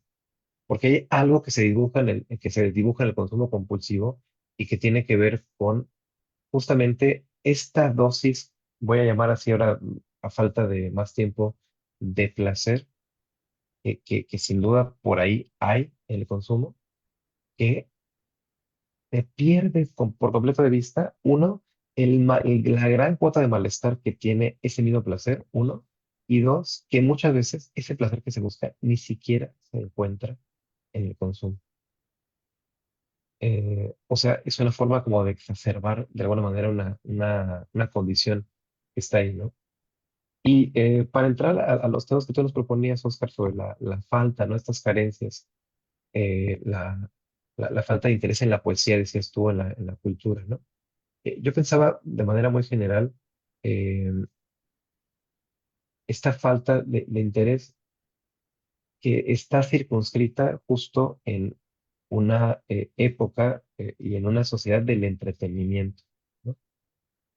¿Cuál es el problema con lo que suele llamar el arte o lo que suele llamar la cultura, aunque todo es manifestación de la cultura en realidad, ¿no? Pero lo que suele pensar como, qué sé yo, como pintura, teatro, ese tipo de cosas, ¿no? Como manifestaciones culturales.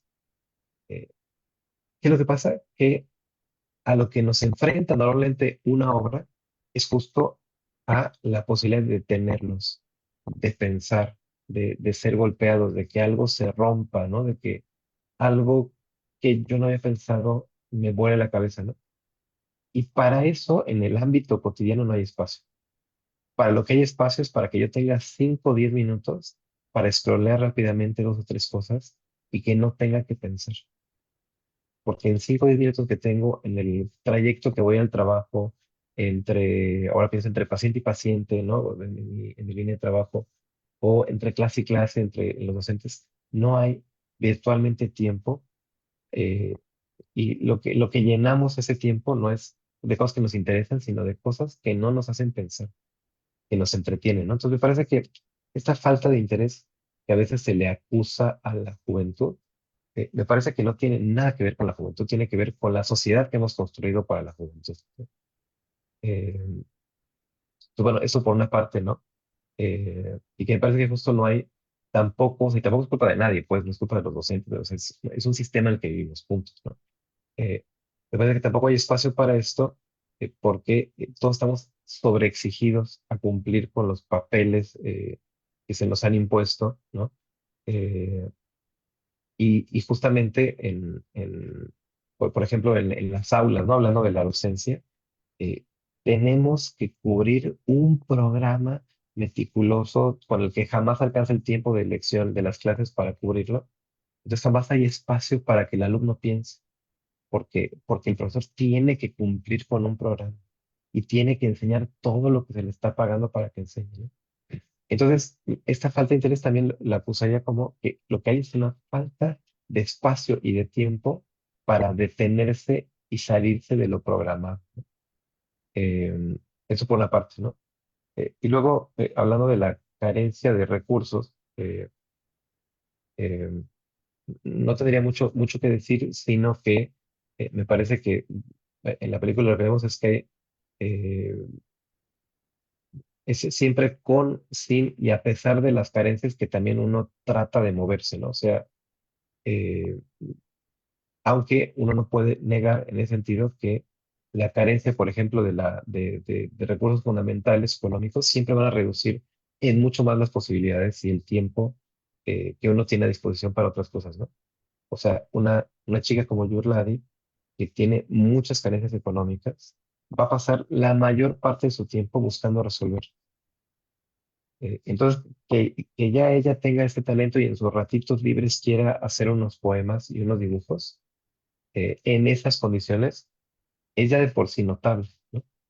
Porque en ese caldo de cultivo sería mucho más factible que no tenga ningún tipo de tiempo, espacio para poderse dedicar a ello. Entonces, me parece como interesante que se ve la película al mismo tiempo, lo que imposibilita, ¿no? Todo el asunto de la carencia, y al mismo tiempo como eh, ciertas cosas, a pesar de todo, se van abriendo paso, pero es un paso que tiene lugar en la libreta personal e íntima de esta niña, que solo por casualidad llegó este loco que quería ser poeta famoso y se la encontró y la quiso catapultar al estrellato, ¿no?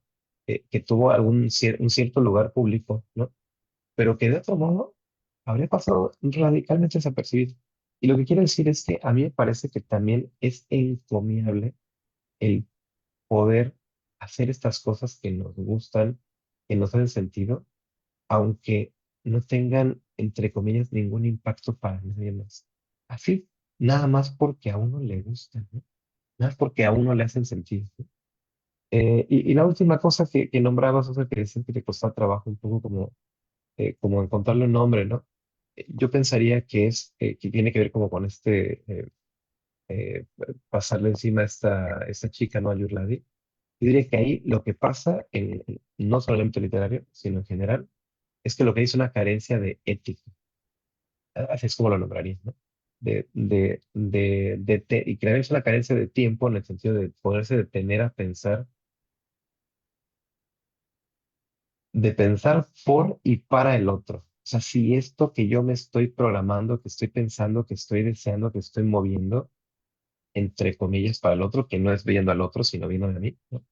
O sea, el poeta Oscar está viendo a sí mismo, Efraín está viendo a sí mismo, ¿no?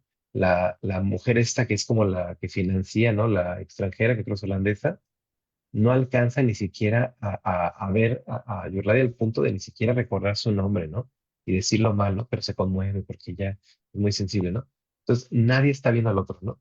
Pero porque no existe la posibilidad de poderse detener y pensar, en primer lugar, quién es este otro y qué quiere, ¿no? O sea, creo que ahí la carencia de ética es justo como la imposibilidad radical de ver al otro que se me presente, que se me revele como diferente, que pueda desear algo radicalmente distinto de lo que yo deseo y que eso no se sienta como una afrenta contra mí personal, ¿no?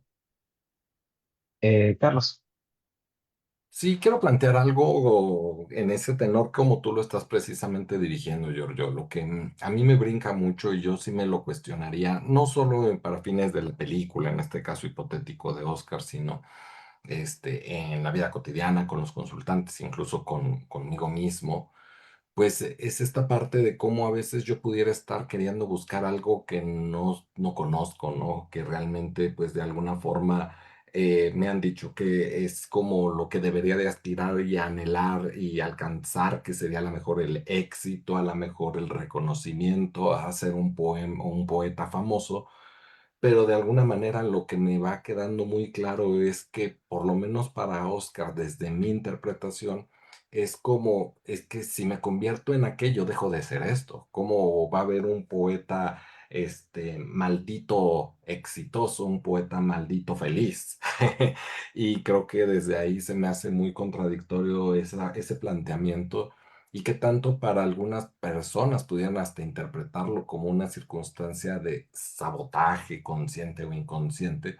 Pero más allá de una circunstancia de sabotaje, pues me quedo pensando en otro concepto de la terapia gestal, de la sublimación, parecido al cómo se retoma desde ciertas líneas psicoanalíticas, pero Paul Goodman y Fritz Perls en este texto plantean la sublimación como una satisfacción del deseo que no termina de ser del todo satisfactoria, ¿no?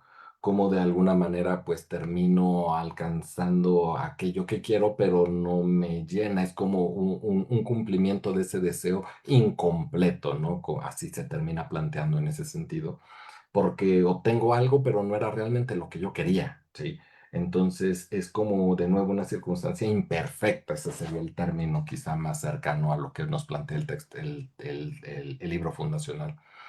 Y creo que desde ahí es en donde también voy viendo, ¿no? Toda esta historia de cómo va apoyando a la chica y pues de nuevo quizá la perspectiva televisa, la perspectiva social y cultural nos hace crear una expectativa de sí, va a lograrlo, sí, va a salir adelante, sí, pero cuando vamos viendo todos esos pequeños detalles que estás tú mencionando donde no la ve, o no la defiende frente a esas circunstancias, o donde pues terminan doblegándose para que ella termine hablando de algo que no quiere. Ella al final pues se retracta y dice ya no quiero participar, le terminan dando un dinero para que se le compre algo bonito y un vestido y algo a la familia. Llega con el vestido y técnicamente vemos cómo la compra para que pues termine ella accediendo a hacer algo que no quiere, pues es como para mí inevitable ver que pues todo va a terminar hacia el mismo punto, ¿no? Hacia el fracaso. Y creo que desde ahí pues están en la reunión, el ver cómo la chica empieza a tomar y no intervenir, posteriormente pues empiezan a brindar y él empezar a hacerlo, pues creo que es de nuevo como volverme a poner, como lo hemos platicado en otros espacios, ¿no, Giorgio? En esa circunstancia de obsesión, una compulsión este, que se vuelve a presentar la persona y ponerse en el mismo lugar esperando a ver si en esta ocasión respondo de una forma diferente, pero pues en el caso de la película vemos cómo otra vez vuelve a pasar lo mismo, ¿no? Y vuelve a pasar lo mismo, y creo que desde ahí me llama pues mucho la atención de pensar pues qué tanto en la cotidianidad, ¿no? Reitero, desde uno, desde los consultantes, pues se vuelven a crear como todas estas dinámicas de querer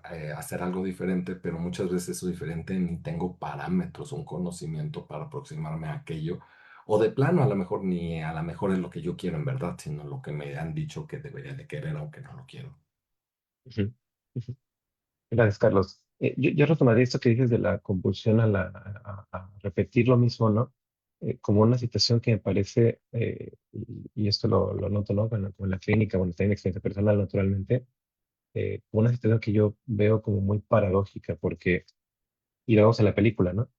Porque es justo lo que parece que quiere hacer Oscar es hacer algo distinto. Y la línea que sigue para querer hacer algo distinto es la que lo lleva paradójicamente a repetir lo mismo, ¿no? Esa es como la situación que me parece más paradójica y que es una lectura que por ahí, por ejemplo, se le podría hacer a esta famosa idea, famosa y por lo tanto tergiversada y mal leída, analítica del complejo de Edipo, ¿no? Y que sí tiene que ver con ciertas cosas de la relación de los padres, pero que ahora no quisiera ahondar en ello, para centrarme más en lo que me parece como más importante y es que ¿qué es lo que hace Edipo en el mito? Que le dicen cuál es su destino, que es matar a su padre y desposar a su madre, y él se va suponiendo que yéndose se aleja de ese camino, pero en ese alejarse lo termina completando, ¿no?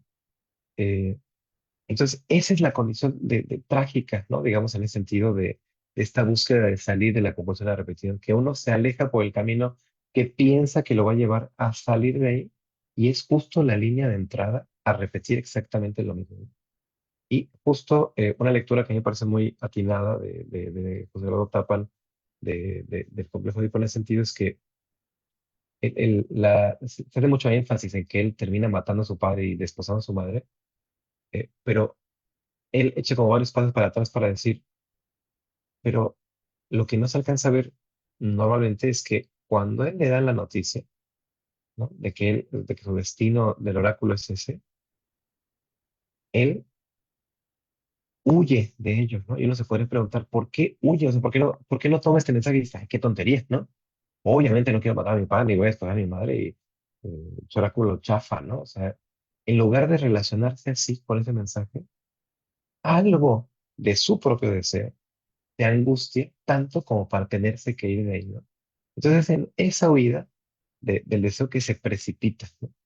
O sea, quiere salir de algo que no puede reconocer, de lo que no se puede hacer cargo, y es en esa salida que termina entrando en ello de una manera muy angustiosa, muy malestarosa y es ¿no? Y es lo que vemos que le pasa a Oscar. Él quiere salir de este embotamiento, de este fracaso radical de su vida como padre, como de su carrera, y parece que lo va a lograr por la vía que solo lo va a conducir una vez más al punto de que su hija no quiere saber de él, que perdió el trabajo, que no tiene ningún libro, que no es un poeta, etcétera, etcétera, ¿no? Y es precisamente, me parece que este fenómeno también se da porque la búsqueda de esta salida eh, es más bien como una puerta de entrada porque está en el mismo lugar. Porque dice, o sea, no se plantea él cómo ser pleno, cómo ser feliz, o cómo ser un buen padre, o cómo sentirme realizado. No, no se plantea eso, se plantea tácitamente cómo puedo realizar mi sueño de poeta. Ah, ya sé, ahora ya no va a ser en mí, ahora va a ser en otra persona, ¿no? Pero se da cuenta que es un desplazamiento de lo mismo, ¿no? Y por eso acaba en el mismo lugar, ¿no? Eh, y en esos términos me parece que eh, ese movimiento, ¿no? El de la repetición, eh, es justo el que nos tiene como también como un poco instalados en estar una y otra vez en las mismas cosas, hasta que de pronto pasa algo, si es que pasa algo, que me puede llevar a decir basta, y entonces ahora sí pueda, por ejemplo, ir a terapia. Porque mientras tanto, sigo instalado eh, en este intento útil por lo demás, pero que también viene de una exigencia muy puntual social, que es como de pensar que soy yo quien tiene que resolverlo yo solo. Y eso lo vemos en Oscar, ¿no? O sea, Oscar es como, eh, tengo que ser gran poeta y lo tengo que hacer por mis medios, ¿no?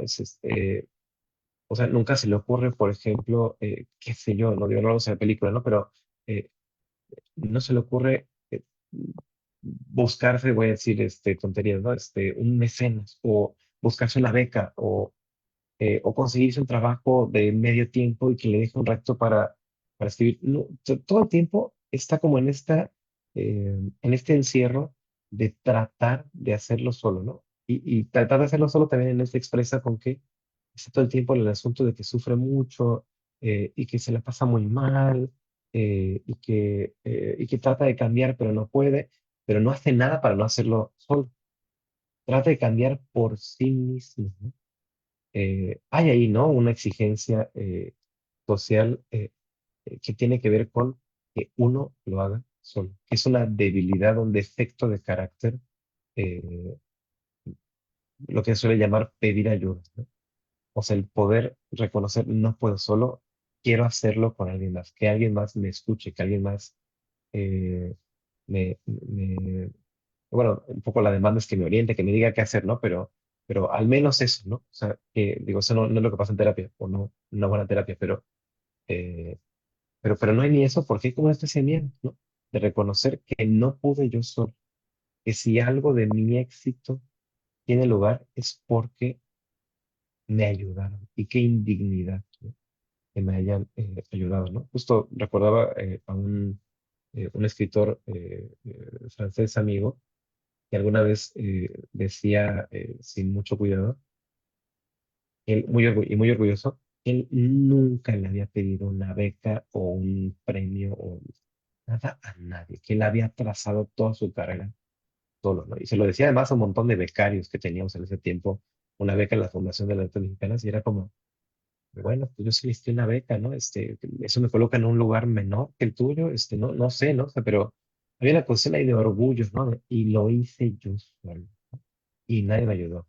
Y además es radicalmente falso. No hay absolutamente nada que podamos hacer solo. Él, por ejemplo, en principio de cuentas, no sería leído si no hubiera habido alguien que lo hubiera publicado, por ejemplo.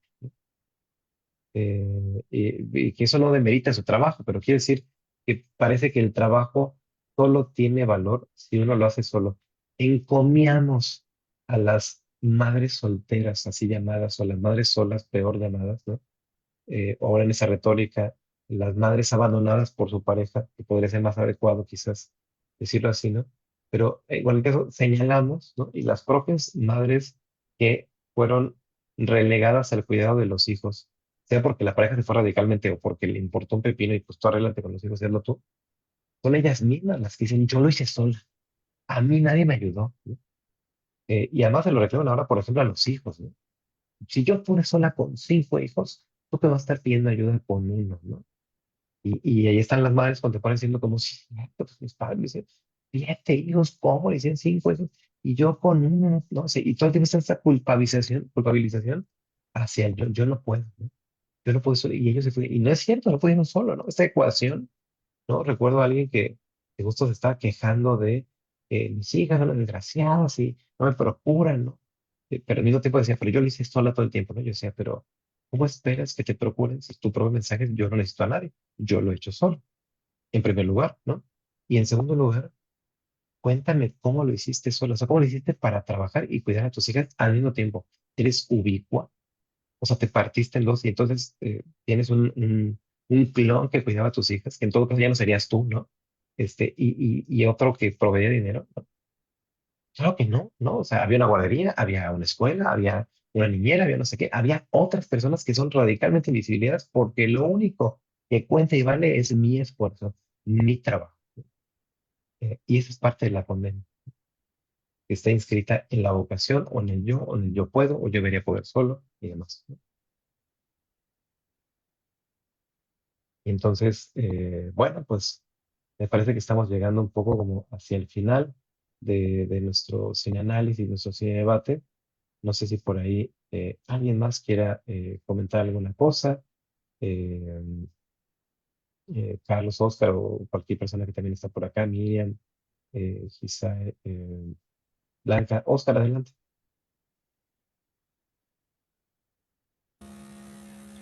Sí, yo, rapidísimo también, bueno, totalmente de acuerdo. De hecho, creo que aterrizaste varias ideas que tenía sobre estas carencias, ¿no? Que mencionaba en los poetas y sobre la poesía. Me pareció interesante el análisis sobre esta paternidad, ¿no? Que desarrollas o buscas desarrollar en más figuras, ¿no? Y también, por ejemplo, ahí encontré que esa paternidad que no desarrolló con su propia hija, a lo mejor también la estaba buscando, ¿no? Desarrollar inconscientemente. Y bueno, ya también por último, hay un elemento que ubiqué en Oscar, en el protagonista, que no sé ustedes si lo vieron, igual ahí me confirman, pero ubiqué cierto rasgo de dignidad en varias acciones. Una, por ejemplo, fue en la escritura, ¿no? Al momento de dignificar lo que creas, y fue, por ejemplo, cuando le piden a Yulai escribir algo diferente, ¿no? A lo que ellas. Ahí hay algo de dignidad. Eh, También cuando la chica va con él en el auto, él alcanza a ver sus piernas y se detiene y deja de verla. También hay dignidad. Ahí también podría mezclarse la ética, que es un tema también súper interesante, la ética del personaje. Y otro caso de dignidad también es al impedir que graben a la familia eh, disculpándose y vulnerándose así, ¿no? Creo que hay cierto rasgo de dignidad en el protagonismo, en el protagonista, no sé ustedes qué opinen. Y bueno, también como veo que ya es un poquito tarde y no sé en cuánto tiempo más voy a terminar, yo quiero agradecer el espacio, porque si bien en una parte de lo que mencionaba había una carencia de, de presupuesto y así, y por ahí, Giorgio, comentaste que es a veces la falta de espacio, ¿no? Y este espacio a mí se me hace valioso, entonces yo quiero agradecer mucho pues a ustedes por qué hacen esto, y pues si en algún futuro hacen algo más, pues yo más que encantado de estar aquí con ustedes. Gracias. Muchas gracias, Oscar. Claro que sí, muy bienvenido. Y gracias a ti por estar acá, a todas también, por estar, por su atención y por su tiempo. Y sí, vamos a seguir haciendo estos espacios, tanto en el grupo de WhatsApp del Círculo como de Gestalton, compartimos los eventos que vamos teniendo virtualmente. El otro mes tendremos también otro cine análisis. Por ahí estamos preparando también un conversatorio en torno al tema del tiempo en Heidegger y Borges. Y bueno, hay por ahí algunas cosas programadas que iremos compartiendo también en redes sociales. Entonces, bueno, ahí para que estén también al pendiente. En el chat de aquí del Zoom dejé lo de las ligas, tanto de redes sociales del círculo como de los grupos de WhatsApp. Por ahí faltó también el link de Facebook de Gestalto, ahora lo pongo. Eh, pero bueno, para retomar esto que decías de la dignidad, sí, me parece que justo, eh, aunque en todo el arco de la película, y eso es como con lo que quizás yo iría cerrando, vemos esta tendencia a la repetición. Gracias, Carlos, por el link. Vemos esta tendencia a la repetición, tenemos como en esa tendencia a la repetición se presentan siempre destellos u oportunidades para empezar a tomar un viraje, ¿no? Eh, para ir como hacia otro lugar, porque esos momentos que Oscar tendría como de exacerbar, vamos a decir así, pasarle encima a Yuradi, que ya está haciendo, ¿no? Y que sería de plano abusar sexualmente de ella, ¿no? Que es justo ese momento de tensión, que ella está borracha, que tiene la falda encima, que se le ve la ropa interior, y que él la ve y se detiene, como decía, ¿no? Le mueve el vestido para que no se le vea la ropa interior, no le hace nada, ¿no? Y también cuando, como muy bien señalado, ¿no? Cuando al final decide que vale más en ese momento como la, el salvaguardar de alguna forma como la dignidad de ella y de su familia que salirse del problema. Es como lo que lo lleva como a ponerse en medio, a quitar siempre con un cierto protagonismo, siempre como con un cierto, una cosa medio grotesca, ¿no? Se pone ahí a gritar, no, y es medianamente chusco también, ¿no? Por el corte de la película, eh, pero, eh, pero aún así, o sea, con todo y esos como, digamos, como trastabilleos y demás, eh, al final eh, logra hacer un mínimo movimiento que va hacia otra dirección, ¿no? Que lo lleva justo a decir, bueno, a lo mejor podría escribir algo que no sea triste. ¿Será posible, no? ¿No? Eh, que haga otra cosa, ¿no? Y esa pregunta ya es una pregunta que podría llevar a un proceso, ¿no? Por ejemplo. Eh, entonces me parece que también esos momentos de tensión eh, son como importantes, pero también decirlo para mostrar que uno, incluso en este marasmo de repeticiones, también se presenta la oportunidad en algún momento de tomar otro camino, una desviación, ¿no? Aunque esa desviación es muy chiquita, muy chiquita, pero seguir como ese impulso puede permitir precisamente como colocarse desde otro lugar subjetivamente, ¿no? Y que bueno, yo siempre hablo de la terapia o del análisis como alternativas, no porque sean los únicos espacios, sino porque es la forma que las sociedades occidentales han encontrado para paliar las deficiencias comunitarias y sociales que nosotros mismos hemos creado, ¿no? Pero que tiene que ver justo con salir de uno y entrar en contacto con otro y no hacerlo solo fundamentalmente, eh, pero que no solo, ¿no? Porque también el propio trabajo de la terapia del análisis es así de pausado. O sea, esos, o sea, no son los grandes logros mainstream de, y entonces entré a terapia y cambié mi vida y me volví un poeta de éxito y entonces me publican en todos lados y todos me aman, ¿no? Ese no es el éxito, ¿no? Que en cualquier caso se pretendería en terapia, sino esta cosa mucho más humana y modesta de logré escribir lo que a mí me gustaba porque quería sin necesidad de responder al llamado de que tengo que ser una figura que sufre, que se la pasa mal, que es alcohólico, que nadie comprende. Ese ya es un movimiento enorme para alguien que está en esta jaula, ¿no? De malestar. Entonces, bueno, yo con eso iría cerrando. También muchas gracias de nuevo a todas. Gracias a Blanca también por tu mensaje. Y Carlos, pues te cedo los micrófonos también para cerrar. No, pues muchísimas gracias, Giorgio, por acompañarnos ya a estas horas de la mañana por allá. Y pues muchísimas gracias también a todos los participantes. Estaremos viendo y publicando ahí los próximos eventos, como bien mencionó Giorgio, tanto en la página de Gestaltum como del Círculo, y pues esperamos verlos pronto. Muchísimas gracias por su asistencia y estamos también a sus órdenes cualquier cosa. Excelente noche. Hasta luego. Luego. Gracias, buenas noches.